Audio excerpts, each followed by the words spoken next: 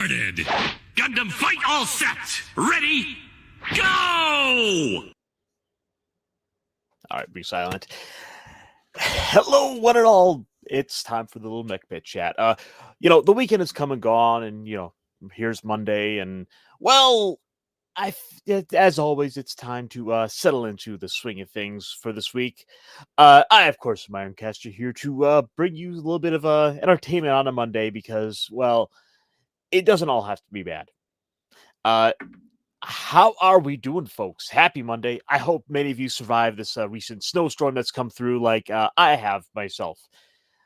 Because it was cold this weekend. In fact, it's kind of cold in the house here. That's why I'm kind of bundled up. I've even gone as far as to have a little blanket here to keep warm. It is freaking cold, and that's kind of cutting through the house a bit. But yeah. Anyway, guys, I hope you've all had a good weekend. I hope you're off to a good start for this week. Happy Valentine's Day for those that enjoyed it this past week. I myself kind of stayed in and kept warm, or tried to anyway. But it is what it is. I don't exactly go ahead and do much for it, having been single for far too long. But I don't let it get to me. It is one of those things, and I'm just gonna kind of live and be me.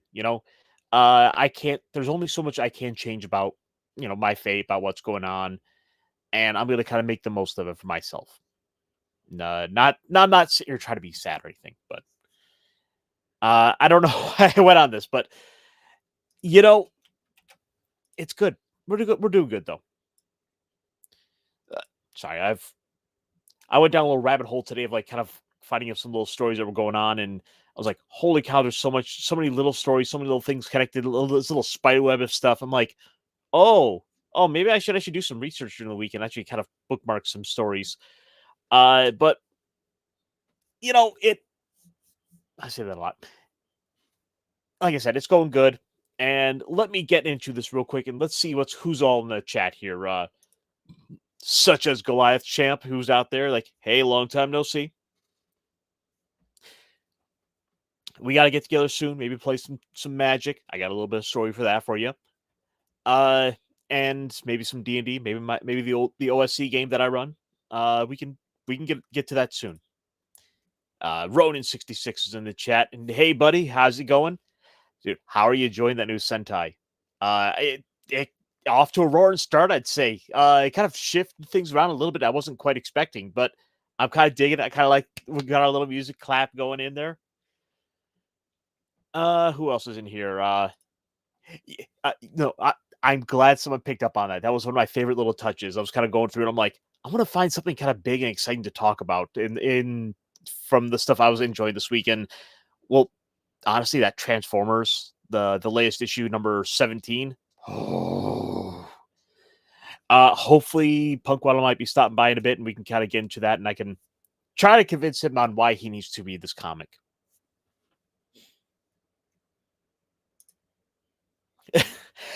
That's the fun thing, right? I don't have to stop and wait and like, I gotta wait for my significant other to kind of keep up on the show. Like, I just really want to go binge watch these episodes here, and it's not gonna be well, you watch this without me.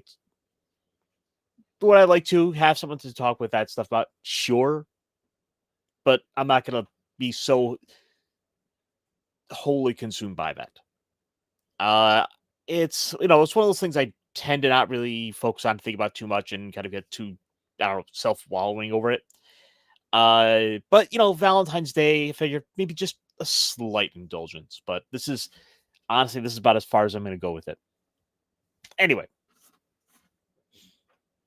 oh jeez, I know it is crazy snow. How are we doing? Let me.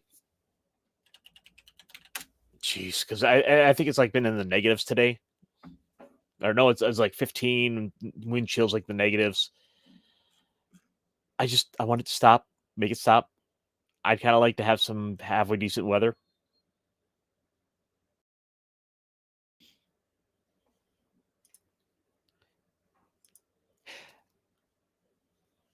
No. What I was talking about for watch your own shit and that, sometimes there's this old there, especially in the days of streaming, right? Uh, you get a couple who they sit down, they're like, we're gonna watch Game of Thrones together, and then one of them has a couple days off, and there's a little, maybe you're jumping into it late, or you're like, let's go watch Free Ren or Hunter x Hunter, or pick a show that's been around, has a whole bunch of episodes. Stargate. And we're like, we're gonna watch Stargate together. And then one of the two kind of starts watching some episodes that before the other. Wait, what's that? I tell you right now, I don't want to watch 12 seasons of Naruto with you. I'd rather be single. What, you don't want to see? You don't want to find out where all those, like, all the finger jutsu, like, skills come from? Like, you got to learn it from somewhere.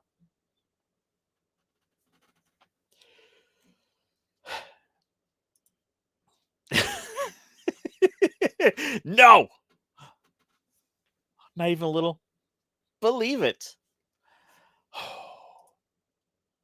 Oh, you know what? I'm kind of feeling an urge to go back and revisit it. Stargate is one of those shows that was kind of this magic of its own time, and we just don't get shows like that anymore. You know, uh, or it's just kind of this fun little sci-fi show. We're gonna go to other alien planets. We're gonna fight. We're gonna find out how these, like, little, belly worms went and formed entire galactic empires that a bunch of guys with P90s overthrew. Now, see, when it came to Stargate, I couldn't. Universe was a bit of a stretch for me. I wasn't really into it. The thing was, it was trying to be Battlestar Galactica, which I've also not seen. But you know, the thing is, right? I wanted to watch Stargate for its kind of lighthearted shtick on things and to have some fun with it. And Battlestar Galactica is sort of a different beast altogether, a different tone. You got a little bit of a tonal whiplash between jumping from one to the other. And I'm kind of not there for that. That's not what I wanted to watch Stargate for. So maybe, well, I would say that I would want to see Stargate kind of come back, but I'm kind of afraid with that in the modern day.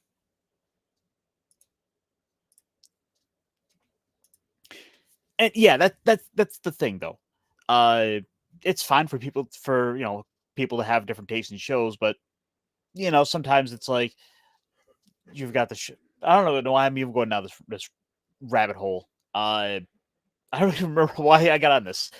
But yeah, no, I agree. Some people just kind of watch things together. Some people watch things separate, and it's fine.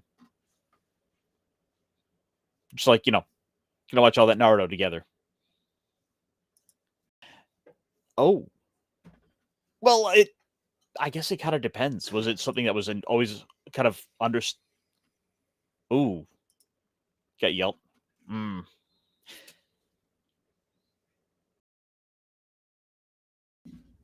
Uh, huh. I wonder what. I wonder if there wasn't. Uh, Now I got to kind of sit and kind of like figure this out and like kind of analyze it. I'm like, maybe it was sort of an understanding of watch it together, or didn't make me want to watch it. Oh, and was this Naruto, or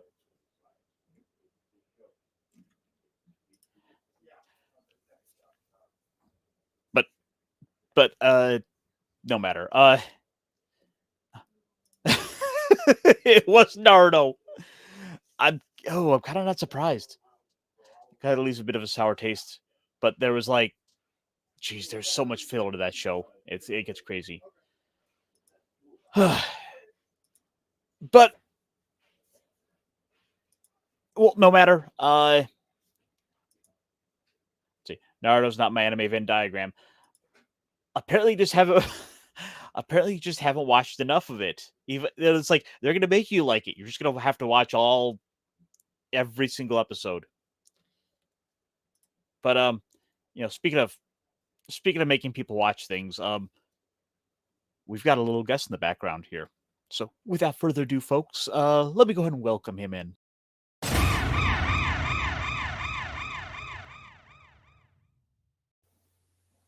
Oh, hold on.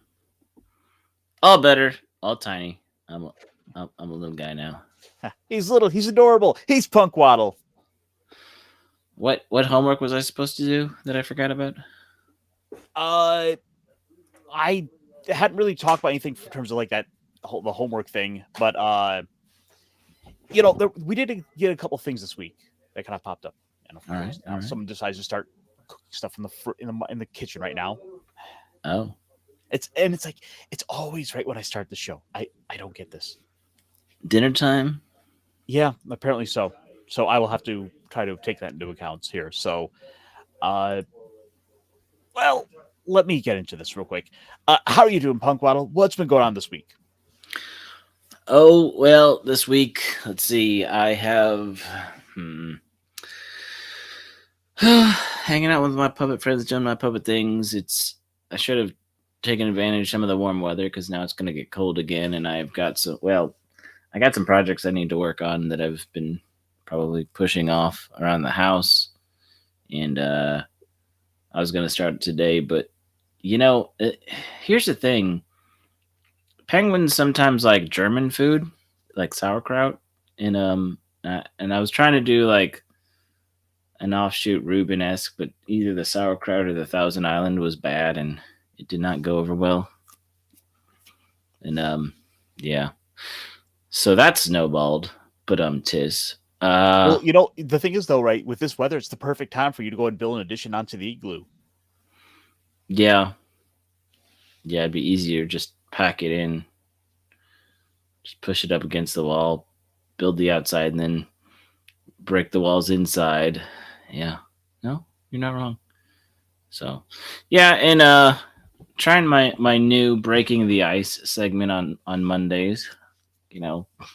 What better way to start the week than breaking the ice with your friendly neighborhood puppet penguin sheriff?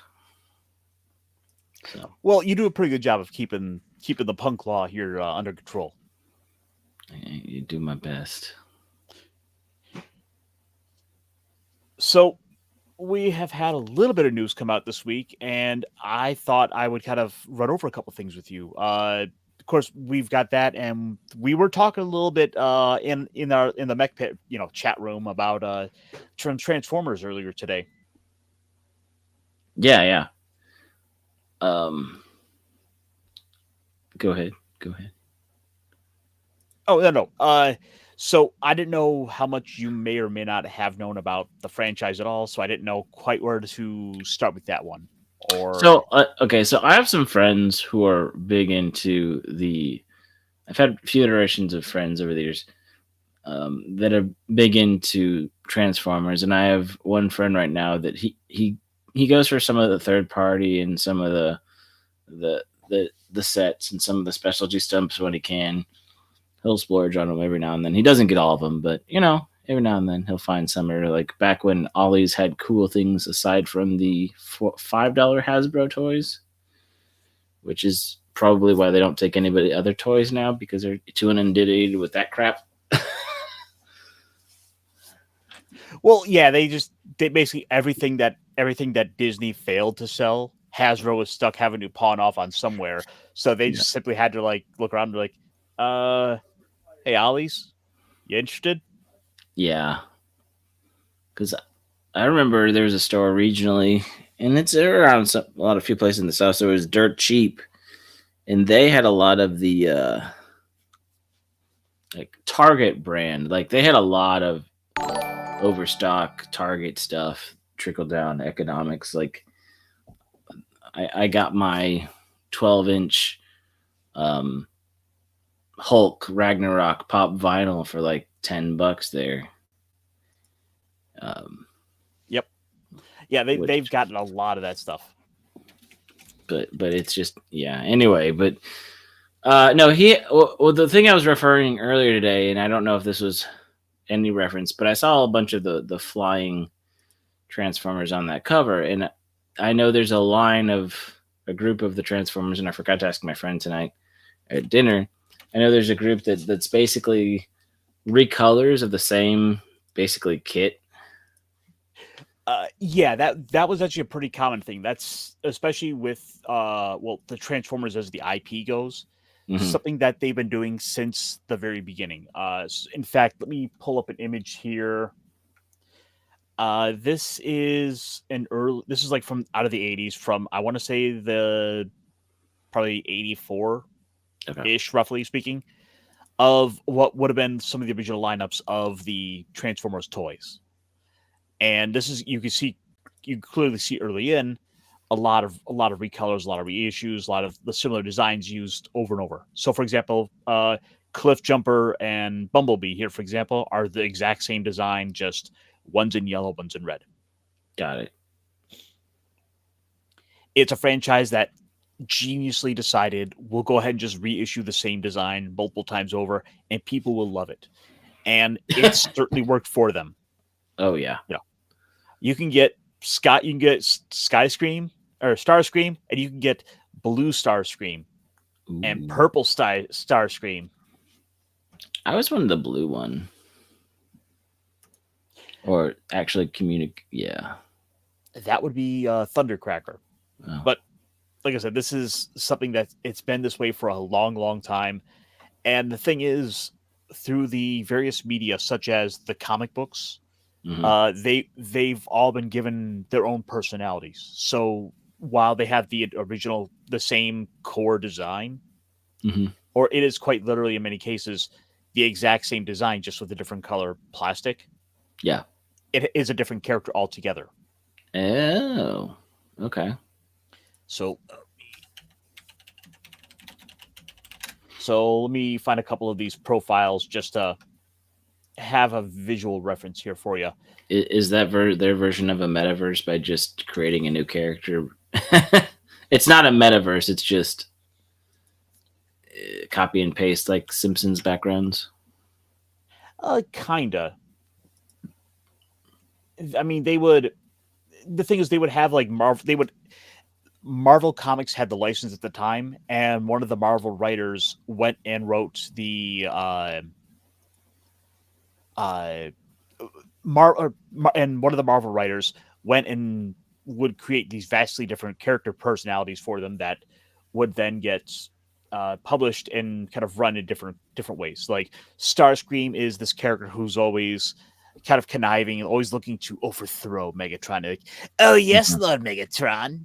And anytime Megatron is slightly held back, he'll be there to try and usurp him. Oh no, Megatron's lost his voice.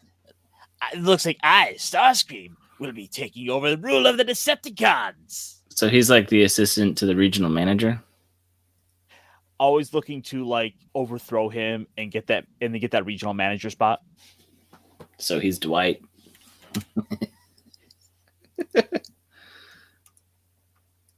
Essentially. At least from that episode. I know. And I've made references. Yeah, I'm of the I watch too much Office and Parks and Rec generation that it's in my blood. I will blame some of that. Well, I should say accredit some of that to Sugar Waddle because she's definitely in that age bracket and has brought me along for the ride several times.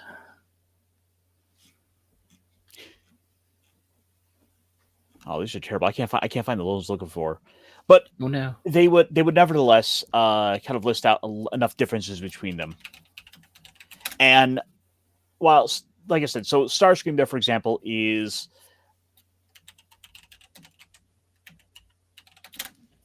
while Starscream there is always this conniving, like, I'm going to find a way to usurp you. And Agent Decibel is here to remind us that, Bumblebee and Cliffjumper both bleed the same colors. Mm-hmm. And he's not wrong. Motor oil hurts. If I pull this up here, for example, here's the blue one we were talking about, Thundercracker. Nice. And they would have little details in here like let's see. So, for example, his weaknesses, lingering doubts and Thundercracker's subconscious sometimes surface and impede his effectiveness, particularly when innocent humans are endangered. So he's someone who he's considered a villain, part of the bad guy faction, Decibel. Mm-hmm.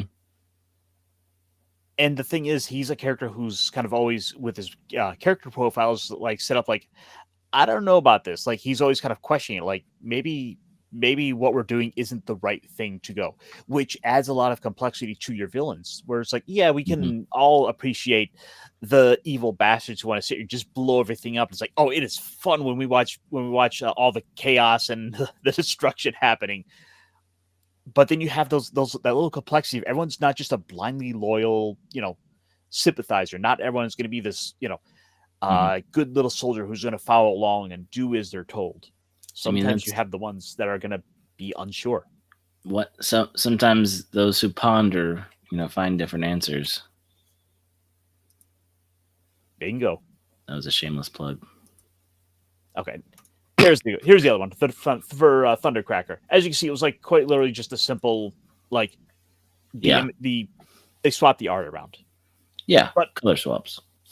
Not a new thing to 80s made toys at all. But like you said, they did it really, really well for Transformers. So whereas, for example, with him, under weaknesses, he overrates himself sometimes, and sometimes. Yeah. And finds himself in situations that are more than he can handle. He nosedives and often overloads his gyro circuitry, leaving him disoriented briefly, but overall he has a very tough nut to crack.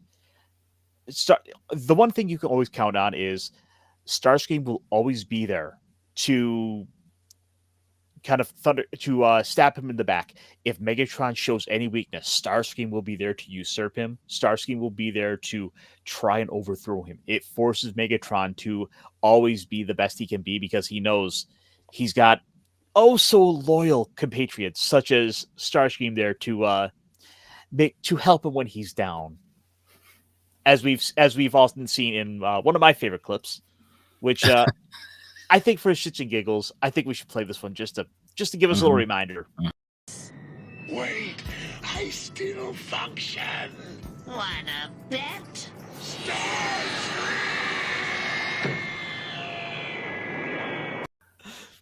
I'm not dead yet. Here, can you help? Sure you are. Sure you are. Was that Spock? Yes. Well, all right. Well, actually, Leonard Nimoy was the voice of Galvatron in the movie, but I don't think I think it was either Frank Oz or Welker. It's been a minute. Yeah. I wish I was a puppet in the 80s because then I probably would have gotten voice acting for a lot of stuff. Oh, you would have had Frank Welker as your voice actor for sure. Sweet. But I have been, nevertheless, to kind of bring it a little forward in time, I have been a huge fan of the current comics run from Skybound, which took it over from IDW. So now it is under the tutelage of Image Comics. And all things considered, this has gone on to be one of the best runs of comics for Transformers, to the point that it is, at one point this past year, was outselling Batman. Oh, I think we talked about that, but that's pretty cool. And they've been doing a lot of superb work with it, where they are they're always kind of keeping you on your toes. You're not going to know what to quite expect. So this is from the same company that ultimately it's all sort of under the tutelage of Robert Kirkman of The Walking Dead. And if you remember that show and its comic it was based on, there was always this idea involved that you don't quite know what's going to happen next. They would always keep people on their toes, to the point that nobody knew The Walking Dead had ended. Until so they went to kind of explain it. They went for 194 issues was the episode count. Mm-hmm. And they had solicitations out for issues like 195, 196, 197, as those series were going to keep going. They had basically put out like fake postings about subsequent issues, even though they were never going to come. And then, so here's everyone who's still buying the comic at this point, going to pick up their comics and be like, oh yeah, I can't wait to see what happens next and kind of where this keeps going. Only to then find out, oh no, this is actually done. And I know a lot of, for example, comic shop owners weren't too happy because they were like, if we knew it was going to be the last issue, we would have bought some more. Right. But at the same time, like, it is pretty funny though that they kind of keep you trolling like this. Yeah. I mean, it is one of the things that keeps the whole franchise, the whole genius, what sticks in people's memory. They got a copy of it. They were able to get this. And I'm sure that at some point they made enough. I don't know they made a finite amount and everybody's like, okay, it's done. And there it is. Right. Then they move on to do something else. That's kind of the thing of like, well, the thing is with comic books, a lot of times if it's like a key, if people think it's going to be a key issue, or if it's going to be important, they're going to order more copies. They're going to turn around and try to lean into it and know that, hey, this is going to be the issue where this key character, this person who's going to be important to, say, the MCU, like is going to appear. Dies.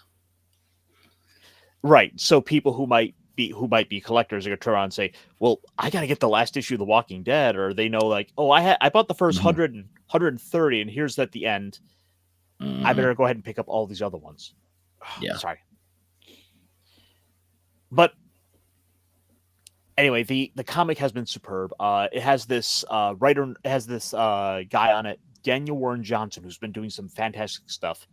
And over with Dick Weiser over on the Art of Friday comic show, this has been one of the books we've continuously talked about. This is for the last like year and a half. It has been about at least once a month. Holy crap, have you seen what's going on with Transformers or the other subsequent books? Because they've gone and created an entire little universe of connecting books. That's so cool. We've got the Transformers book, and then into it, they kind of let us get these hints and teases of, oh, here's Duke of G.I. Joe. Guess what? There's a Duke book coming like in 3 weeks. Nice. And you had no idea. You're like, oh my God, I got to get the Duke book. I wasn't picking up G.I. Joe before, but now I need to read this.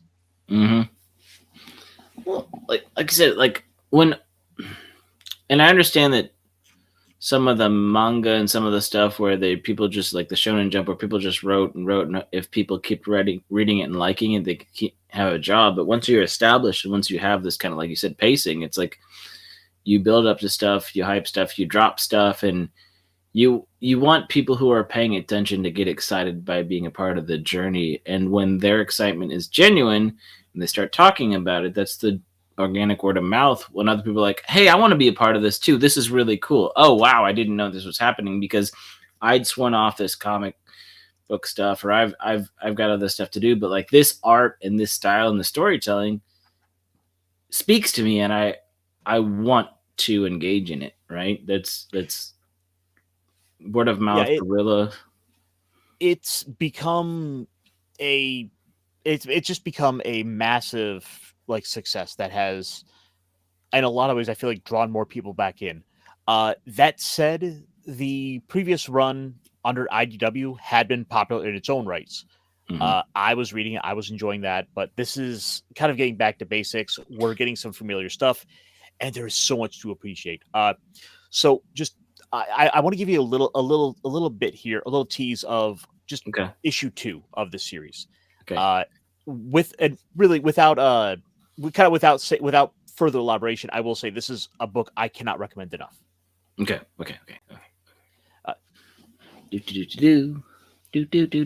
2, this is Central Command. Come in. Central 2, this is Viper 2. What can we do for you? Frosting, we got some funny radar coming in from the northeast of you. Possible bogeys. Request intercept.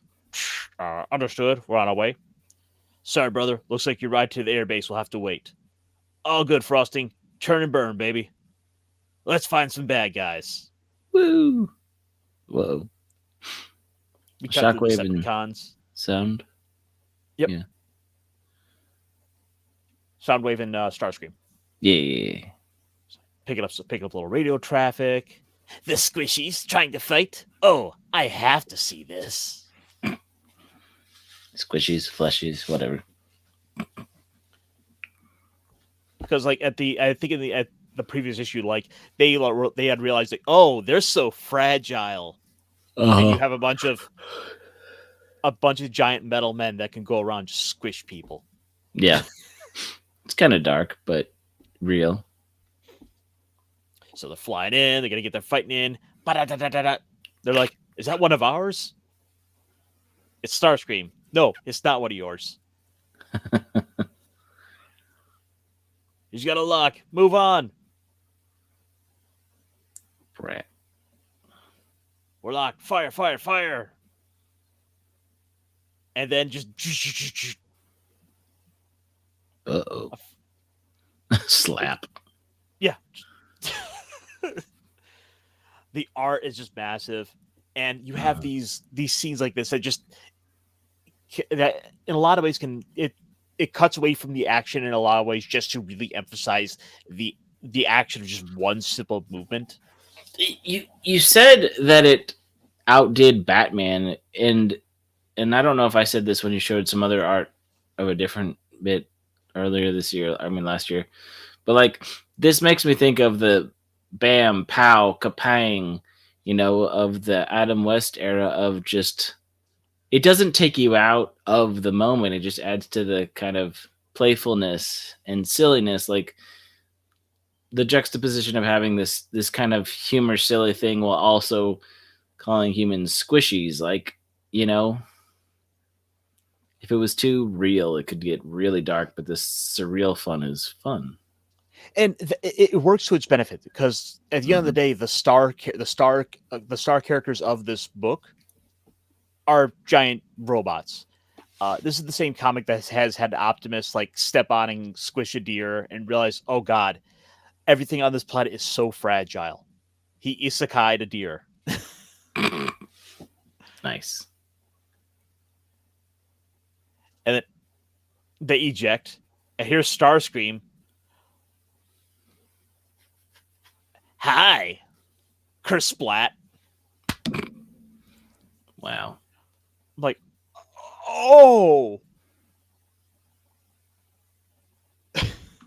It's like every issue, you never know what you're going to expect outside of you're just going to look forward to seeing how the chaos happens. Mm-hmm. And it's like it's a magic. Dang. I love it. It is without a doubt one of the best books out. No. So he's like, if we've got one down, one to go. Starscream can't like quite let all these ants that are bothering him go. No, he's got to take care of that other one. Okay. But oh shit, he's got wings. Oh. So we get this. He hits him right in the face with a flare gun, flies off, and escapes. And Starscream's like, "This ain't worth my time." But then this is that big reveal. His name, Duke. Oh, as in, this was how they revealed we're bringing G.I. Joe into this little universe right away. We're not waiting. We're not going to do this down the line. Yeah. G.I. Joe is here. Holy crap. And I will say for myself, having not really been a big G.I. Joe guy, I wasn't certainly some Joe head or whatever the G.I. Joe fans might call themselves. I had a lot of G.I. Joe toys. I'll tell you that. I had a friend who had he had like a huge tub of toys. I had a moderate container of a few toys. It's really it's made me want to read more G.I. Joe. I've gone through about the first like 50 or so issues of the original Marvel comic run. I'm going back to the early stuff to kind of learn to appreciate it. I'm probably gonna go pick up the original that collection of the cartoon Okay. because it's all that 80s stuff. Yeah, I know some of it's running on Tubi. I'm not sure how far back they go, but yeah. Like, So this comic's been going for now 17 issues. okay. And that kind of brings me kind of back around a little bit to what I was showing off a little bit earlier and kind of showing off with some of the art, like what I kind of posted up in our little private chat there. And really the art just continues to make me want to jump into the next issue. And the thing is, it's been doing a lot of fun, with kind of taking a chance to highlight sometimes little background characters. Like I think this is Trailbreaker, Mm-hmm. who's a character who's never really been a certain headliner character, and it's a good way to kind of get people going into this stuff. Hang out with Nick Weiser through the comic. He's gone on to love Beachcomber of all characters as one of his favorite characters. Is that a G.I. Joe or a Star Wars or who? The thing is with some of these names, they sound like could go either way. There's I think G.I. Joe has Beachhead, and Transformers has Beachcomber.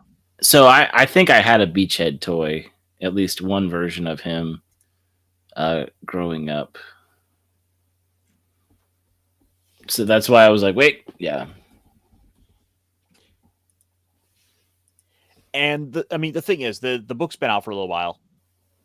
Mm-hmm. And we've now got a couple of trades out. It's going for like $15 or so over on Amazon or on websites such as In Stock Trades, $10.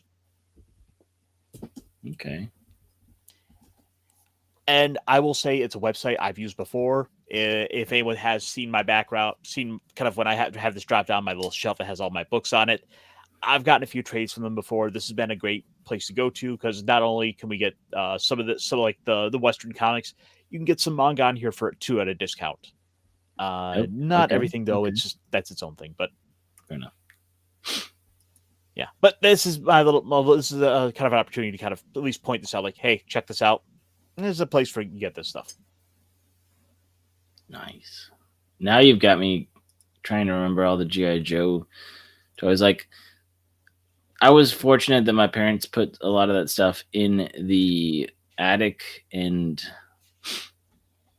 didn't sell off a lot of it. So when we were looking for something about a year ago, we found more G.I. Joe toy vehicles in a box, and I still have some of the G.I. Joes. Like, I'm not going to lie. Some of the stuff they've put out recently in the last few years, I might have picked up some of the Cobra figures because they look really awesome, and the Vipers with those masks and some of the guns are really awesome. Hey, Diesel. Hey, Diesel. But we were just kind of to kind of catch you up, Diesel. We were kind of I was kind of shilling the Skybound Transformers. But no, I feel you there. In fact, there's been a Joe figure or two I've picked up. Of course, I had to go get my boy Shipwreck, who's one of my favorite Joes, and Spirit as well. What the heck is this? Okay, apparently I need to go and I gotta figure out if that's on where those messages are at. Anyway, sorry. That is something for me to take care of.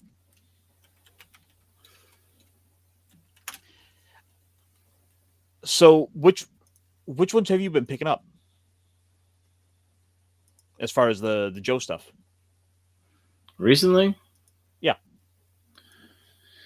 Like, I haven't picked up anything recently, comic books or anything. I was just, like I said, I was reminiscing some of the old figures that I've had. Like, boosh. I don't know. I'd have to look through it. Like, I know I have some of the OG ones from the 80s and 90s, you know, the 3.5-inch, whatever. Some of the ones with the rubber band on the waist haven't popped.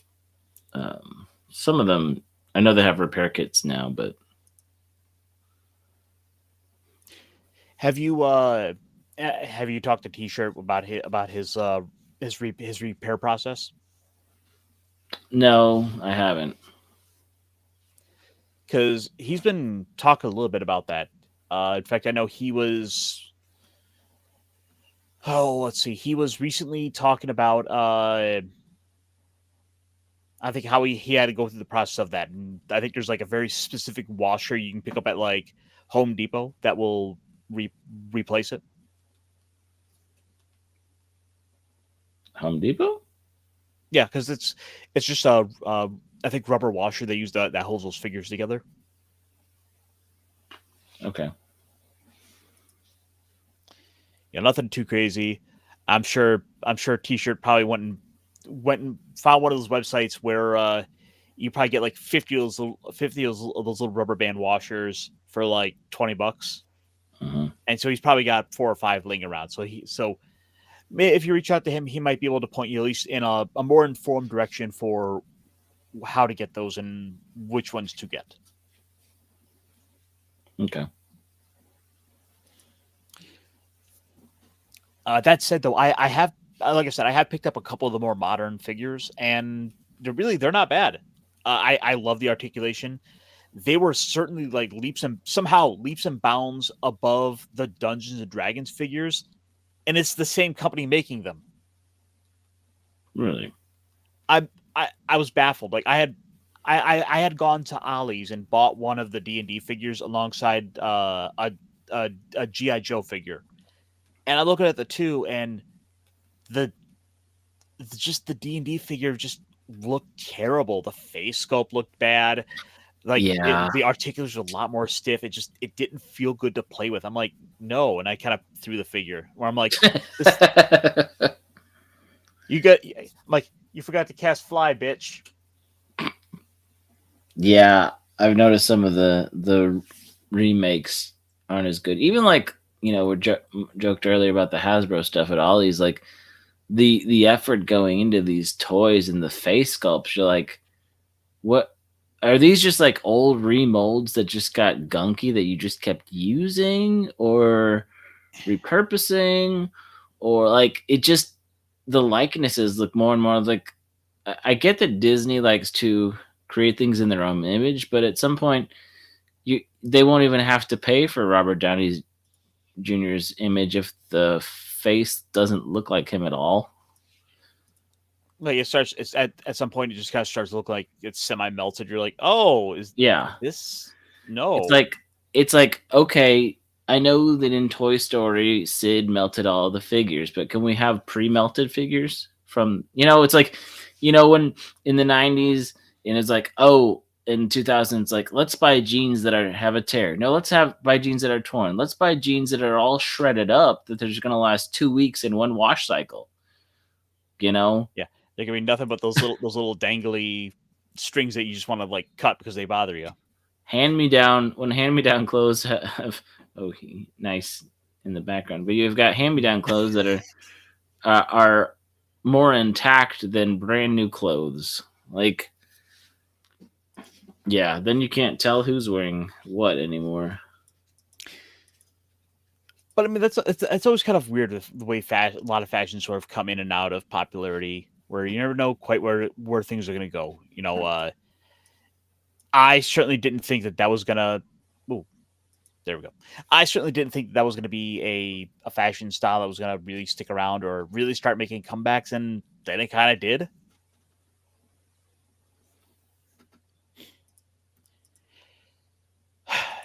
But let me see here. So I have a whole slew of some stories here, and I thought since we kind of had our little fun with Talk Transformers, you might want to see a little bit of the news of some of these other popular big robot, adjacent things that I've got up my sleeves for you.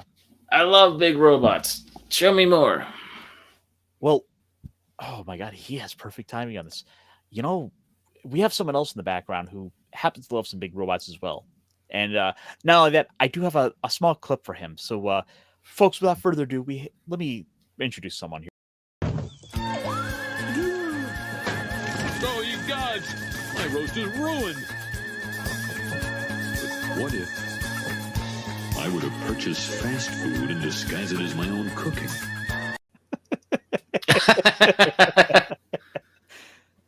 Is that how you cook your pizzas, snacks? I fucking wish. That'd be easy. Buy it from the store down the street. They're steamed clams. Yeah, steamed. Oh no, it's an Albany recipe. It's an old Albany recipe. Wait, why is the kitchen smoking? Oh, that's not smoke. That's the Aurora Borealis. Aurora Borealis. And this time of year, located squarely in your kitchen. Yes. Can I see? I see. No. Yeah. I don't. That's one of the few scenes of freaking Simpsons that are good. I feel like Simpsons is way too overrated, but it's been out. The thing is, it's been out forever, so yeah. As dumb as it is, has somehow gone on to get this whole life of its own, where people have made a legitimate like RPGs about the steamed hams. Oh, is that right? I'm sure someone would do that. They would take that meme so far. Yeah. But how are you doing, Snacks? Doing okay. I've kind of survived the fever and a snowstorm. Nice. No, not nice, but I am here. It's good that you survived. Yeah, it's good that I survived. You're right. And you're feeling better, but good on you, buddy. Happy to have you. So we had just kind of had our little Transformers chat and me glazing the comic as I always am to do. Which one of you is the Transformer? Well, I tell you, but there's a bit more to it than meets the eye. Oh. Yeah. I always figured it would be Punkwaddle as a robot in disguise. See, that's exactly what you expect. Yes, it is true. We joked about it, and then, of course, he laughed, I laughed, the toaster laughed. I shot the toaster. We had a good time. That dang old toaster. At least he didn't shoot his pacemaker. So that said, we have had a bit of a not Transformers. Sorry, I'm on that. Yeah. We have had a bit of Gundam news that kind of popped up over the week that Gundam caught my news. attention. Oh. And as I'm often to do, I'll kind of look up some news over the as I'm kind of getting home from work, settling in, like I look ahead, like, well, what do I have to talk about for this week? And I was surprised to find a number of little stories that popped up. And well, not quite sure which front we should go on first, but because I'm a bit of a tabletop guy, I figured that might be a good place to start. Oh, yeah. Tabletop. That said, we've had a bit of news with that, and a little bit of news coming from Bandai about the new tabletop war game for Gundam. Parts of this were translated from Japanese, so there might be a little bit of a language barrier to it. But this was an article posted on Polygon that kind of goes into. Did they translate it into English? Yes. Okay, there might be a really big translation gap now. So with that, we've got a little bit of insight into it and kind of sees where they're looking with this. And I think they're looking at using this to not only get, of course, the Gundam people that are already kind of into this stuff, buying in, but also to potentially get more people to turn around and then lean into the Gunpla. They're trying to grab that freaking 40K people and get them buying Gunplas as well as I see what they're trying to. Some might call this a lure. Well, I would say it's a bit of a smart marketing, considering multiple of the local shops that I go to that happen to sell tabletop stuff, also in turn do sell Gundam kits. So there is a crossover there that does synergize well. It's very limited, isn't it? Though it's like you got 1,000 like little mini like miniatures of 40K or D&D and stuff like that. And you got a little teeny section just like barely anything to note of Gunpla. Mm-hmm. Let's see. So, Polygon recently spoke with the Japanese development team via translator, and we've learned that the toy arm of the multinational entertainment company Bandai Namco isn't ready to take any options off the table. Ooh. The game that Bandai shows off in the trailer looks to have a similar footprint to the card-based skirmish miniature games like Warhammer Underworlds, which also use a grid for movement. Representative from Bandai told Polygon that the smaller footprint was indeed inspired by games like these, but also more traditional board games such as Catan. They clearly want Gundam Assembled to fit on a kitchen table, not the lunchroom size 8-footers that war games like Warhammer 40K are usually played on. That is true. Those can get ridiculously like they will take up like a cafeteria. Oh yeah. I had a local shop that would have like 3 or 4 of these massive tables set up that just took up so much space, and you're like, I want to play Magic. Like so many hobby shops, like half of their income, if you're in a good enough area, is just renting the table space because people want to show up and they want to have their snacks and they want to do their thing, but they don't have the room to dedicate into their own house. Well, they just need a place to duel. You know. Well, the thing is, right? Part of that does come from the fact that Games Workshop does force a certain percentage of sales onto these shops, so they're quite literally forcing the stores to have a sizable percentage solely for their product. They've been largely a bit of a monopoly when it comes to that way. Even to the point of having just outright, I mean, there are Games Workshop dedicated stores. But they still will turn around and say, if you're going to buy our products, you're going to also have to carry our paints. You're going to have to, like, if you're going to order stuff from us, you're going to have to order a certain amount. If you want to be able to meet certain thresholds for what we will allow. And that's fair. Yeah. Let's see, they continue. Gundam Assembles a tabletop strategy game where players use miniatures, gunpla features. We'll use miniature gunpla figures to create armies and engage in tactical battles, says Tatsuro Kawashima, who built the mechanical system that the game is based on. The core gameplay is focused on the strategic unit placements, actually playing into these objective-based missions. So it is designed to appeal to both hardcore miniature gamers and the casual fans of the Gundam franchise. The game draws inspiration from miniature war games, from Warhammer 40K to BattleTech, Star Wars Shatterpoint. Bandai is aiming to create an experience that's accessible for new players while allowing strategic depth for seasoned gamers. In other words, we will be able to play out those battles. What if Ramba Ral was able to successfully take out the white base? Or really just that battle there. Like, one side is going to be playing the white base. Does it say that in there, or did you just say that? Well, just based on some of the other things in here, it's easy to surmise that that's an idea they want to be able to consider. They want to weigh. And that's something you do see with a lot of other war games where, hey, there will be certain battles, certain iconic scenes that are in this fiction. Like BattleTech has the Battle of Tukiyad. Warhammer has, the fall of Cambria. Or all the stuff from the Horus Heresy, dozens, hundreds of novels, thousands of hours of books to read over. And plus with scenario books that list out details of a particular battle. That said, we have the advantage of having all the episodes of this stuff laid out, so we could see the Gundam and the white base, the gun tank and the gun cannon facing Ramba Ral, his goof, and 2-3 other goofs as well. Or we could play it out and say, what if he did get the Rick Doms he requested? What if he got Gelgooks instead? Exactly.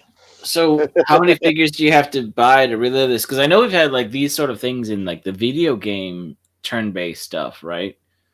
Like even the chibi mini, some of the Nintendo games recently are what ifs where you have the Phoenix or the new Gundam made for the game that you get to. Oh, there's been a time splice, and we need to fix the timeline, and we can play with the timeline. I really wish a lot more of those were translated. Oh, go so on. the thing is, one of the things they kind of get into, and I think this is actually where I was getting this right from. Let me read this quick bit. I think it's most similar to BattleTech, but so far it's a little bit difficult to share the details. The basic concept is to play a big team featuring your favorite mobile suits. However, since this is a game based on the Gundam IP, we also want to offer special scenarios, limited battles that evoke the original storyline and help players feel connected to the source material. Meaning, we could then get, again, just like I was laying out, we could have the details of that battle and a scenario book of everything to recreate it. And since they mentioned BattleTech, that's a game where you might have an army, a battle lance of like 4 to 5 mechs for your side. Not exactly a massive, Warhammer 40K-esque battlefield. This is something we could probably play through in like 45 minutes to an hour. Yeah. Honestly, I know they don't have a Psycho Zaku, but I would totally like mod the, do some like heavy modding on the Zaku normal one, and make like a, just hack it up, see if that's possible. If it is possible, I'm totally doing that. Now, Decibel, to be fair, though, like half the crew were war orphans. I mean, Amuro, Kai, you got to be a little more specific there. Yeah. I mean, yeah, iron-blooded orphans, that was the whole half of the point of the series. Yeah. Oh no, orphans in space. What will they do? Fighting robots to the death. What will they do? Why? They'll get into the Gundam, damn it. Yeah. Same thing we do every night, Pinky. Try to get in survive in the Gundam, right? Yeah, try to take over the white base. Nice. So yeah, all that said, this is going to be a chance for people to, anyone who's kind of a Gundam fan who never really did much in terms of war games or tabletop. This is a good place to start for that. It sounds like, even though we don't quite have a lot of details yet. My guess is we may see some. Let's see. One of the things they might include might be some simple cardboard tokens we could put down onto the hex board to be a local terrain modifier. Like this is like, hey, this is space debris, so this is an obstacle that it's gonna cause damage to your mech to move through, but it means you don't have to then fly around it. Okay. There's some cool aspects to that. And I know you said Hex and you brought up, Khan a little while ago. Like and this is something I've been thinking about and may pop up in a video that might be longer than I anticipated later this week. But like there's been, what was it, like 20 years ago, some of the big like Catan and German tabletop games, and it was like this huge thing, and people still played the Warhammer and all that stuff, but like it became very mainstream to do these sort of more intricate board games. And then they tried to do that with the Star Wars fighter ships, like X-Wing with the A-Wing and the different fighter and the flight paths and trajectories, which it didn't catch on that well. And they tried to do it with bigger Galaxy style ships, and and they were cool figures, but it really didn't catch on the same way. Yeah, I had interest, but I never read the rules, and I was just like, is anyone actually playing this? It was X-Wing defense. To its defense, X-Wing was actually pretty popular when it came out, and it was part of a whole slew of games from Fantasy Flight Games that had the gameplay at all the different scales. You could have your little, your ground troops fighting off, which was a game, and then you could scale it up and have like light starship combat. You could then you could scale it up again, and you have just space battlefields of like naval combat all over the course of the sector. You scale it up further and have like this board game that is about galactic conquest. So you had all these different scales and scopes of Star Wars to interact with. But like the thing, so they're still kind of playing it out and figuring out like we want to push this idea out, but we don't quite know where exactly the audience is going to truly lie. About the few things they kind of realize is we want to scale this to kind of get people's attention at this kind of lower scale. They're talking something around the lines of about a 32 millimeter scale, which is a little bit bigger than your average, say, D&D figures, which are about 28 millimeters. Okay. And these are kind of based on the high grade kits. So that's sort of what they're using that's scanned in to be able to turn around and design for and put into these machines to create the sprues for. So they're essentially, it's going to be similar quality as the high grades, except for like a quarter of the height, right? Yes. And we've seen some of this before. Like, I think I mentioned this a month or two when we talked about this. Like, we've seen them dabble in smaller scale things before. So they've been kind of toying with this idea on how to make it well. Between those have always been like chibi kind of versions, usually. But unless you've seen something I haven't seen. I don't know. I could probably find a couple things somewhere in boxes or on shelves somewhere and take pictures and send you that. I have no doubt of that. And like I know like the Gundam Converges are fairly accurate but kind of chibi, but there's some other Gundam lines that are still in the 2-inch range. But I do remember a couple of some of the reimagined that came in, like I said, still a little bit bigger, but they were kind of reimagined versions that were just blank, much smaller, put together. I think the legs and stuff were more pre-built that you could paint and stuff. That kind of seems like a precursor to what this is in a lot of ways.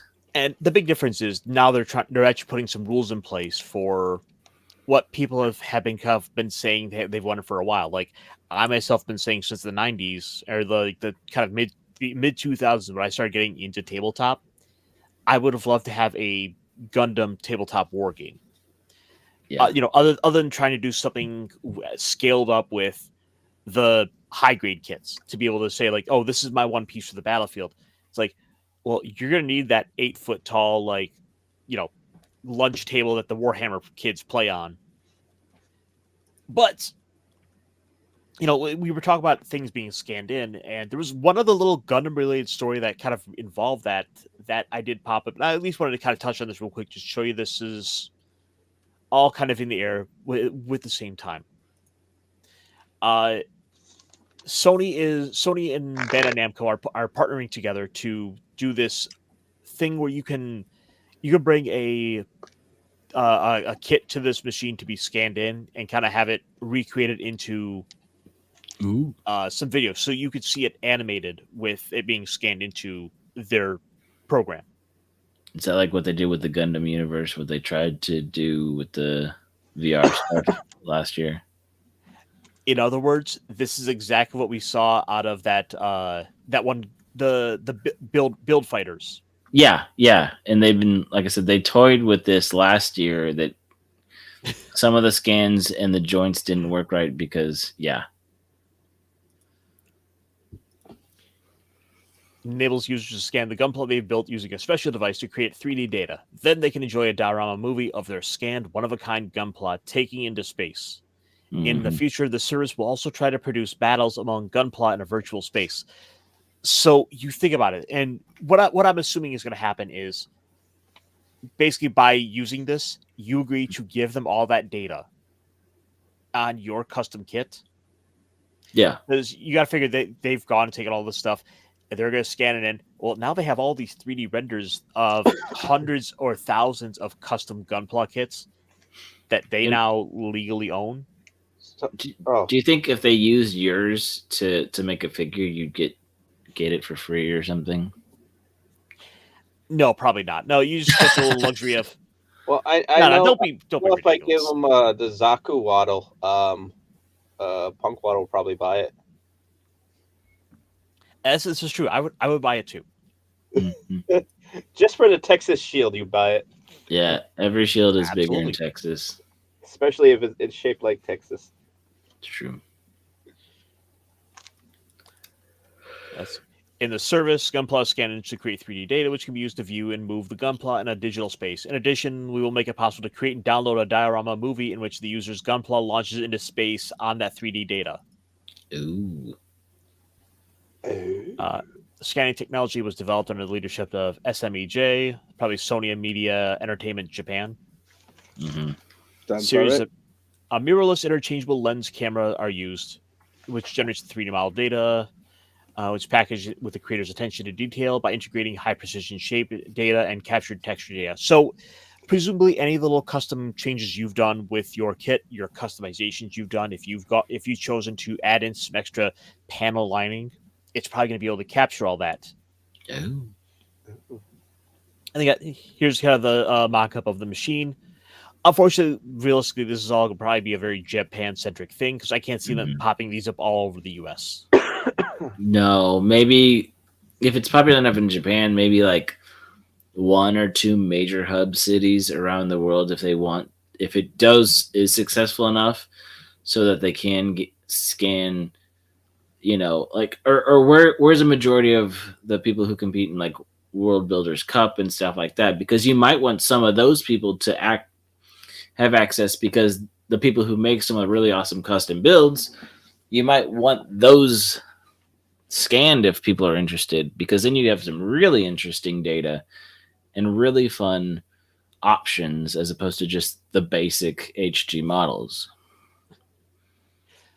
The high-quality Gunpla scan service started as one of SMEJ's PV projects, from physical to virtual, which is what it means. These projects aim to create an unprecedented entertainment experience by digitizing various objects in the real world, not just Gunpla, and bring them into the virtual world. So, cue the metaverse, keyword. Mm-hmm. This project has resulted from a Sony group in-house calling for ideas in 2020. It was a competition for the best ideas based on the theme of Gundam X Sony. So, with that said, remember all the news we've been seeing about how PlayStation has been wasting tons and tons of money? This is some waste, fraud, and abuse. I'm behind. I get, and I bring this up to remind people that PlayStation and Sony are the same like giant company overall. Right. Not that this was a waste of their money, but this is one of those things that they could have put more money into instead of funding Spider-Man games that they ultimately canceled. Spider-Man did so well, though. It was the #1 seller. What proposed the plan to scan Gunpla and convert them into 3D data? The people at Sunrise, who produce the Gundam TV series animations, were very receptive to the idea.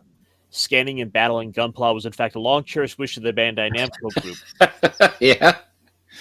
How many decades have they been having this idea, concept in production? I know. Just yesterday, someone's like, "Hey, this 40K thingy is really popular. We should check it out." Let's see. Watanabe, who's planned the project, joined Sony Interactive in '97, has been an activist mainly as a game director and producer, but he originally a big fan of plastic models. He's been a Gunpla fan since elementary school, and he himself has made over 100 of them. He said, "I have brought Gundam project proposals to Bandai Namco at SIE as well." And Nice. yeah, it's just, this is one of these little pieces of technology you can see is a little bit of the how it all works, which is really interesting to see these little details kind of come out in articles like this.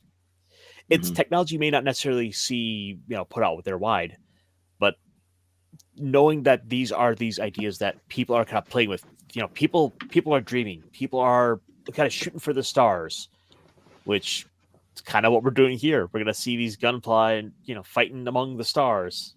Mm-hmm. Or ground battle assault. True. Let's see Or the high quality. marine-based battle assault. That's fun too. I can't talk about specifics of the. I can't specify the exact time yet, but in the future, I would like to be able to expand the service to the point where the Scan Gunpla will be able to battle each other. Oh. Yep. There it is. I mean, just to see it written down with such a formal intention, not just a what if neat fantasy. It's like when we started seeing the things from Star Trek 40 plus years ago in real life, right? Yeah, and now we have better touchscreens. But now we're seeing Gundam in real life. That's the juxtaposition that I'm going for. Gotcha.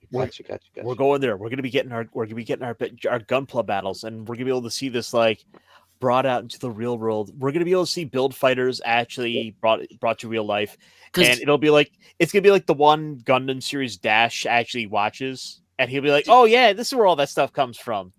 Did you watch? And I want to say it's a couple years ago, around the time that Bandai did the Gun Girl battle, which was oddly received, but they were mecha girls, but they had guns and they had battles.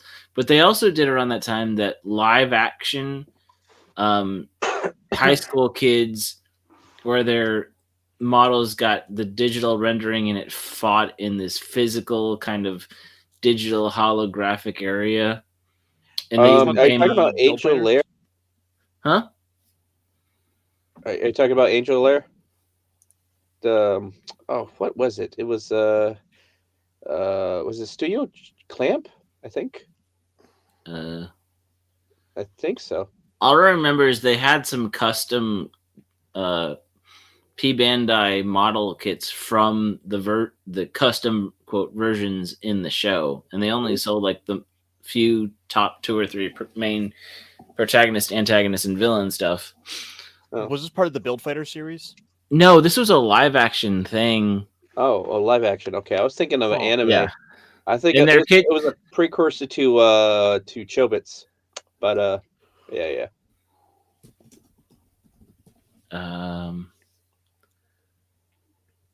But anyway, this is, like I said, to make a long story short, this is a little bit of news that came out that I thought you guys would maybe be a little bit interested in, to kind of know that this little dream over here is kind of starting to get put into a fruition that we're going to be able to see a little more of in the incoming years. Like maybe by the time we're like ripe for retirement and we can like, oh, my retirement check, I can maybe afford a Gunpla.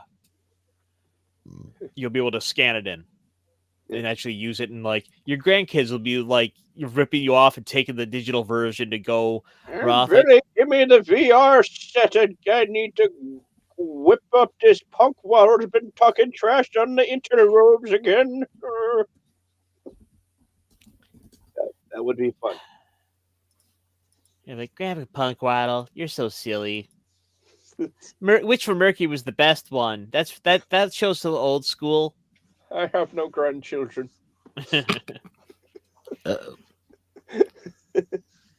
Well, it wasn't the worst, but yeah.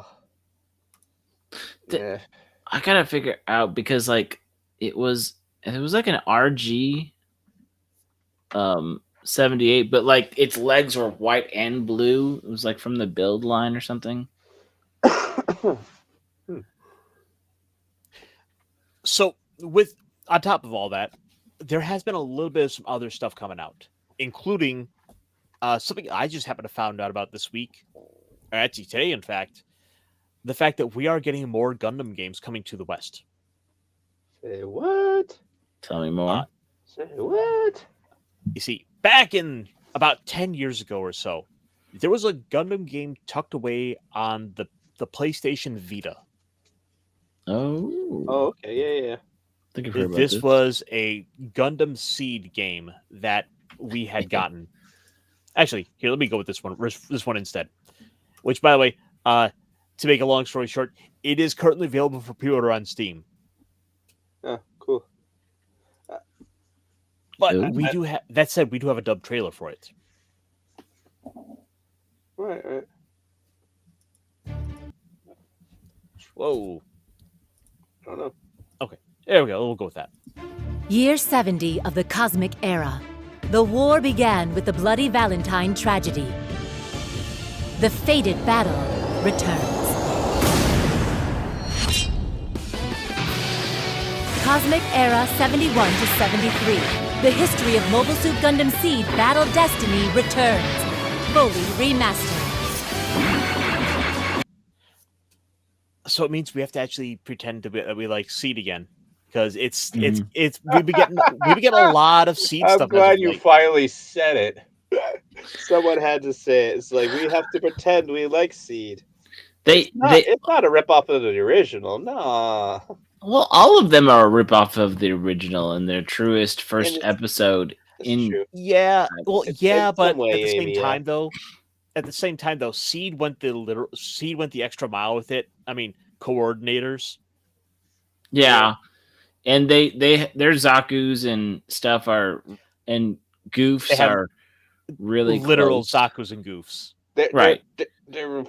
They're literal episode 1. Oh yeah, like nearly the first whole half of the freaking arc 1 is almost note by note like the original series. I mean, but let's face it, okay? It diverges after the first arc, but let's face it, the Star Wars. I know the Star Wars, but each trilogy starts off in a way that's very much paralleling the original Luke story because it's like it's the older and truer form of memory of nostalgia baiting. It's like, okay, this is a completely new thing, completely new characters, except for this feels so familiar because we're walking you through the same launching sequence out of the white base, and then all of a sudden we have our new version of the story with new protagonist and antagonist and new aspects. But at first it's like same thing, kid. Well, the thing is, Space Colony.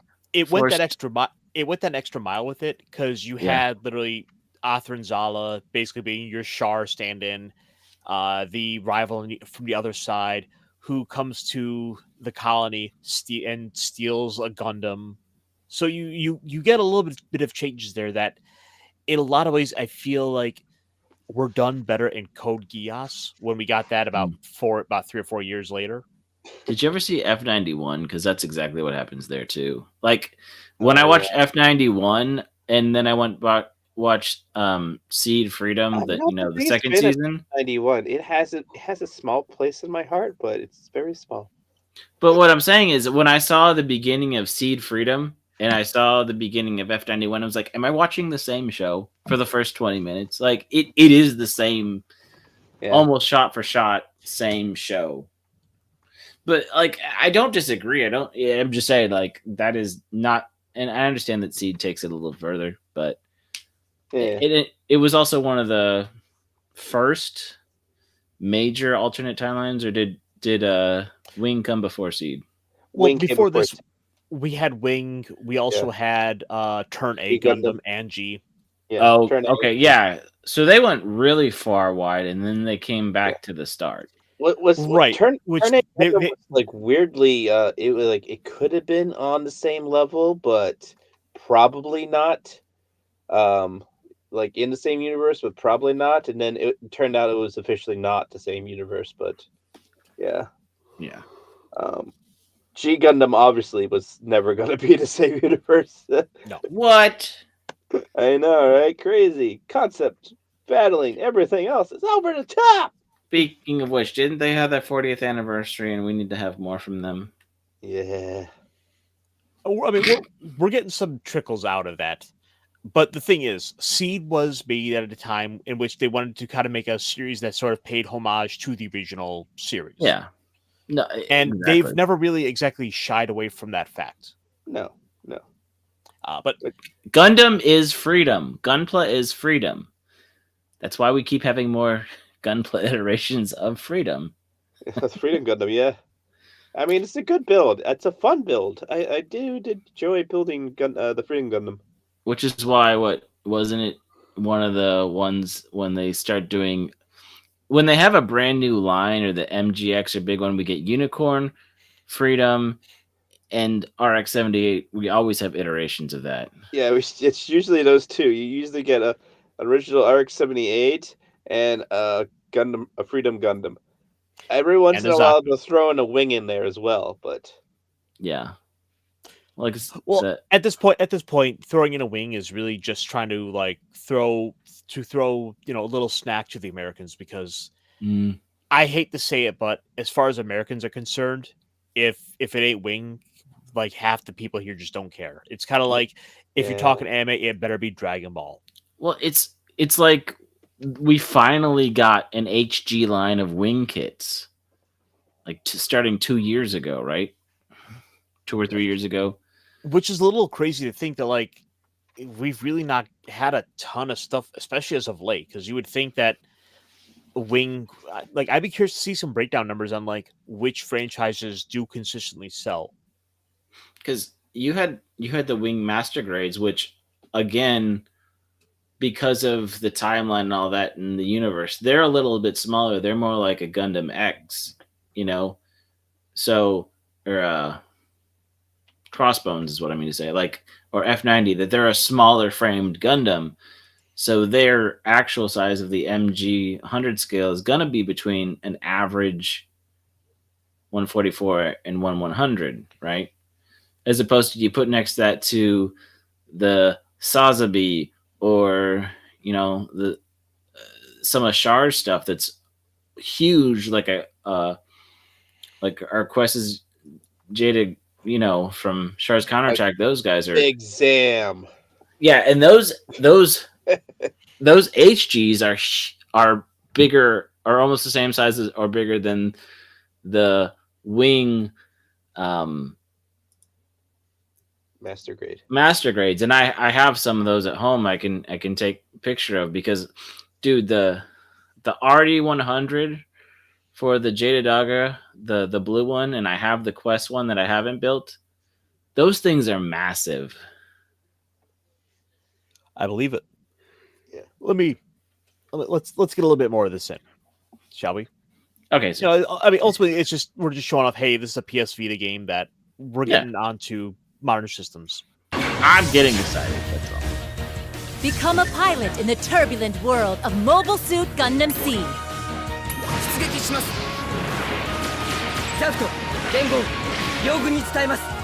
The Cosmic Era conflict starts again. Tune up your mobile suits by spending the points you earn and find your playstyle. Choose your loadout and face the enemy in your own mobile suit. Yeah! With over 100 mobile suits from the Seed universe to unlock. Yes. The pilot cards are their exact clone of or maybe Gundam Breakers has the exact clone of those. That's probably it. At this point, it's like Bandai Namco knows they need to put out at least one Gundam game a year, so there's a lot of elements they just copy paste probably. Yeah. I just noticed that, like, blatantly copy pasted. I'm like, I'm not mad at it, but still, I'm not mad, but I'm just like, come on, guys. A little disappointed. No, not really disappointed. I just point out, it was like, come on. It's generic enough that I can have my OC fit into the slot of being the supreme mobile suit pilot, and I get to go kick Kira Yamato out of his seat and get to go be the real hero. Exactly.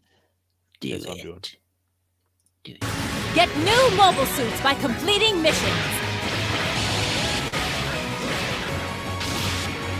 Relive the fated battle. また戦争がしたいのかあんたたちは俺がお前を撃つ力だけが僕の全てじゃない The fated battle returns in a remastered form. Get out there, Gundam! Mobile Suit Gundam Seed Battle Destiny Remastered. Available May 22nd, 2025. To a world ravaged by war, a Gundam is returned to life. Okay then. Wow. Now with all new DLC. No. That'd be. And the nice thing is, we're starting to get Bandai Namco's at least figured out that hey, the global audience does want to play a lot more Gundam games, even if it's the stuff from the last couple of years that we've largely ignored, which I'm all here for. I know myself enough to say that I'm probably going to pick it up. Yeah. I maybe check it out. Maybe. Yeah. That said, there is one specific Gundam game I am dying to sink my teeth into that has so far been kind of held back via a language barrier. Ooh. And this is a game franchise called Giren's Greed. What? Who? Now, Giren's Greed is a more strategy-oriented game in which you... Yes, as in our boy, like his own father compared him to Hitler, Giren Zombie. Yeah. Yeah. What if he was in command at the Battle of Babaku? Ooh, that's another scenario changer. And that's kind of one of the big things with it is you can have all these different, strategies, elements that kind of played out. More complex political systems where you get to choose where all of the funding goes for development. So if you wanted to go ahead and rush, the development of Rick Doms, so that way that like when they go to infiltrate the side 7, they're not running it with Zaku's, where you could play out all these different scenarios and how the timeline changes based on all this. It's basically a game of Risk with we're doing Goose and Big Zams, mass producing Big Zams. I think there was an ending to it where you had Dozo Zabi as sort of your basically it is a touch of Risk and Civilization with Gundams. Those are fun games. So you can have the faction of what happens if Dozo Zabi were to kind of take over and he just Big Zams everything. Big Zam it. I tell you what, Big Zams, big problems. Big Zam, big Flash. That's right. So that said, there was one on the PSP that I'm kind of reading off the Wikipedia here because again these games have little outside of that language barrier. I would love to get a translated copy of. The game's graphics are rendered in 2.5 D line with PSP hardware. Also, unlike the predecessors, War of Independence, the game features conflicts from the One-Year War, including the events of MS Igloo, to Zeta Gundam, with some that happened in spin-off mangas. The events that take place during Char's counterattack and Hathaway's Flash. Factions featured in Blood for Zeon also make an appearance. Federation, Zeon, AU, Titan, Axis Forces, all of which you could play through with. And also the first and second Neo-Zeon movements. Garma, Zeon Reborn, and Kycilia, the quote legitimate Zeon, are sort of their own storylines that you could play through this game with. A noteworthy trait of the game is that it features nearly every Gundam protagonist and antagonist that piloted a mobile suit or was on board a battleship. So you have all these difficulties to it. A lot of elements of strategy around games like these. If you want to get into super, that super fine detail with it, is the kind of game that would be perfect for that. It's the type of game we never really got much of really in much other places. Like the only other closest place I could think of would be like I was gonna say Romance of the Three Kingdoms. Yeah, I guess that similar thing too. Yeah, there was also a Star Wars like Take Over the Galaxy kind of a strategy game, which that was similar as well, but yeah, I wish I could find a really good example of it, but it's just some people have been doing some elements of playthroughs of it, but you're still kind of referring to like a wiki on how to do this stuff. Mm-hmm.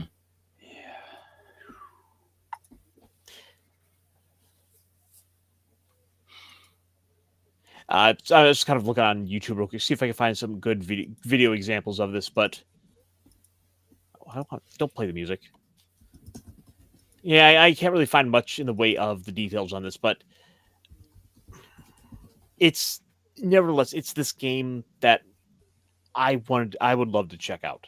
I would love to see get that translation get the drop, because I think for a lot of the strategy, RTS types, it might be something up their alley, even though this isn't an RTS. Again, it's the type of game that fits a very specific niche. But I think with that, I'm feeling a bit all talked out. What about you guys? My goodness, I could listen to you all day, though. Those Atones. Yeah, you and your you and your internet dad, Culture Casino, have that way of talking people when they shut up and listen, right? Well, I mean, if you want, I could of course go into stuff like the Final Fantasy Commander decks we're getting for Magic. That'll take way too long. That'll take way too long. All right. So, eject. That note, good thing we have something for next week to put us to sleep. Whoa. Wait a what? minute. Say who? Was that a complisalt?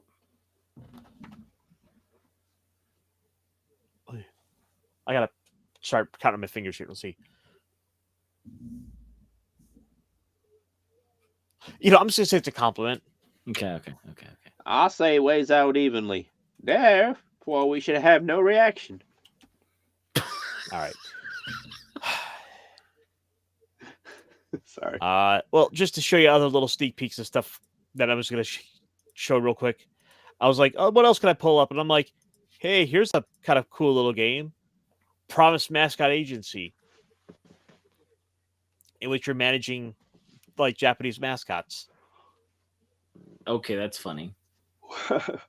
There's hey, a demo look, out. There's Beat Up Pikachu. Do they get to fight each other somewhere in there? No, but you can like drive this truck all around and go off-roading with it, and trying to like get the little mascots to like events, try to get them basically going to the point of kind of playing that honey pop manager type. Yeah. So you're driving around in a K truck, getting these little creepy creatures to their designated places. Their designated sporting events on time. And there's also like a little bit of like murder mystery elements in there. Oh, kind of like that one anime where you turn into mascots and you kill each other. Yeah. Open world genre bending creature collector RPG. Be the boss, turn a profit, and collect the most chaotic roster of bizarre and sentient mascots. Severed pinkies, sobbing tofu, and a very innocent cat. Mascots of every variety are waiting to be put in on your books. Recruit them to your agency, assign them jobs, and send them out to help the good and not so good people of Kasumachi. But sending your mascots out to work is never as easy as it sounds. Navigate kitchen infernos, major catastrophes, and the occasional breakdown with your support of your hero cards to ensure every job goes off without a hitch. I need to support sobbing tofu. He sounds like he needs a little flavor in his life. There's a whole ass trailer for this thing, and I think maybe we'll end the day out on that. How's it sound? Okay, that sounds promising. And it's only like 40 seconds too, so even better.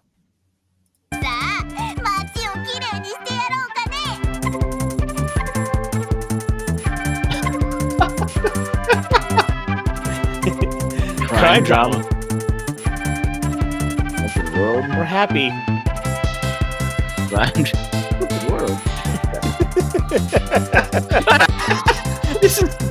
This makes me think of Doge before Doge was a coin. Just so Doge, such cute. This is beyond Japanese. Like, great, awesome. It spits out like, hey, this is like a.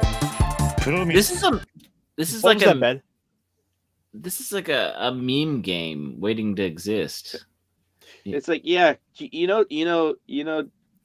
Japan is more than just Tokyo, right? Let me show you in this world. What? I thought Akibahara was all that Japan was, weird quirky shops and pastries. Let's look at the rest of the debauchery and Land of the rising sun. Well, my friends, I have a little bit of good news for you. If you want to check this game out, the demo is currently available on Steam. Yeah. Is that right? That's So hilarious. I'm thinking maybe later this week I'm gonna be moving all these weird mascots across the country, and we'll find out what that's like. Is it co-op-y? I don't think so. I think this one might be a single player one, unfortunately. Ah, shit. I would totally go co-oping with you on this one. But we will. I think I will download it this week. We'll check it out. Maybe we'll do a live stream. Cool. And then we can have just all this like nonsense madness if we're throwing yen around the world. And there's your crying tofu. Sad tofu. Like I said, he just needs a little spice in his life. You know, he'll take on whatever flavor you give to him. Exactly. He's tofu. Exactly. Well, you know, it's a type of game I didn't know that I needed, but I think I kind of need because you know I want to appreciate the Japanese culture and you know their love of mascots. And this game is really going to be culturally authentic to everything. It will be what you make of it. Every station has their own mascot. Yeah, just don't make an ass of it. Unless there is a donkey, then you'll have to make an ass of it. But it already exists, so you won't have to. Apart from the mule aside, the mule aside, I think we're gonna be wrapping it up here. Punkwaddle, what you got coming up this week? Oh, trying to stay positive, trying to stay warm. That's the challenge. Working on. Yeah, I know it's going to be down in the 20s today or this week. I know you guys are dealing with what's worse, but still, I'm going to have to drip my pipes. It is 6. Mm-hmm. 6 what? Degrees. Ouch. Oh, does it say the degrees here? I'm not sure. If you say Celsius, you're going to Canada. We're deporting you. Oh no, I'm sorry, I'm wrong. It's not 6. 4. Finally, a number I can count to. Over here, it's not that bad. It is 16, but it's windy as holy smokes. So it feels like. Feels like 9. Okay, cool. Oh. Yeah. Let me see. Oh, it feels like -11. Oh, all right. Now you guys are like measuring shrinkage, okay? Yeah, we're measuring shrinkage. Yeah, we're measuring how much this weather is us. Okay. Yeah, this is how we battle in the north. Okay. Usually you have an Audi measuring contest, but now you're having an innie measuring contest. Yes. Our turtles crawl in the cave and they don't come back until spring. Everyone knows this. Is this true, DJ Ronnie G? Is this correct turtle lore? Yes. And it works for groundhogs as well. Just saying. I was groundhogging earlier. We will have you wishing you could say the shrinkage was from the pool. No. Yes. I was in the pool. Damn it. Yeah. Yes. It was the polar bear swim. I had to clear off snow off the top of the roof this morning. It was windy. I almost got blown off. Dang. Oh boy. Lord. Brunate. So aside from, cleaning off the snow, what you got coming up this week, Snacks? So I'm fixing the cape a little bit, doing a little more cape fixing. And then I might get started drafting the rest of the cosplay, the coat and pants. I need to do that at some point. And that's about it. Ooh. So the it is still too cold to be gluing foam together, so that's unfortunate. But spring will come soon enough. Yeah. About another month. I just want to make another month and a half. Yeah, I just want to make that helmet. Do it. As for myself, tomorrow I will be doing Talk Hard with Pop, Stone Loki, and Squeaky Mouse, where we are going back to a little comedy. And this week we're going to be delving into Hot Fuzz, the Edgar Wright movie. Because everyone needs to have a good little action film in the mix, and especially if it's a little comedy. But guys, with that, I want to thank you as always for coming out. You helped me get through the day here, and we've been going for nearly 2 hours. So thank you so much. I also would like to thank Punkwaddle. Oh, what'd I do? I don't know. We're just thanking you. Oh, well, thanks. He works too hard. Yes. Okay, I thank Punkwaddle and Ironcaster. There we go. I'm getting thanked on my own show. How great is this? I think too hard. I don't know if I work too hard. I am the pondering penguin. That's true. I also want to give a thank you to DJ Ron G for dropping those links in the chat and keeping me on my toes. Help me out with the stuff I overlook there. I thank you so much to everyone else who's popped up in the chat. Who I have the turtles, not just in the sewers. Looking back, guys like Dave C, Listless, Agent Despel, even we'll thank him. But with that said, folks, let's be good to yourselves. Kind of look forward, find something for yourself to look forward to during the week. And remember, the week's going to only last so long. You got to make sure you keep yourself positive, because there's going to be far too many ways to drive you down. With that, folks, let's get out of here and have a little bit of fun. So just remember to keep yourself silly, and remember that life's too short. Make the most of it.